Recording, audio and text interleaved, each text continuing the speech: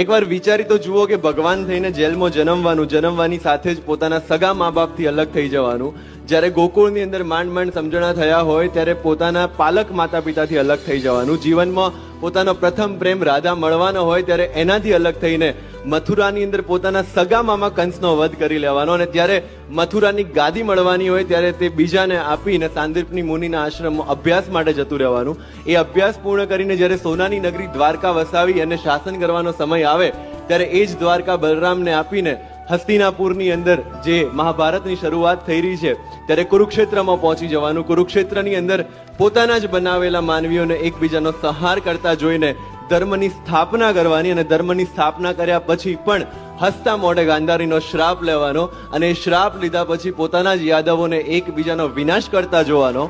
અને છેલ્લે પોતે ભગવાન હોવા છતાં પણ એક પારધીના તીરથી સામાન્ય માણસની જેમ મૃત્યુને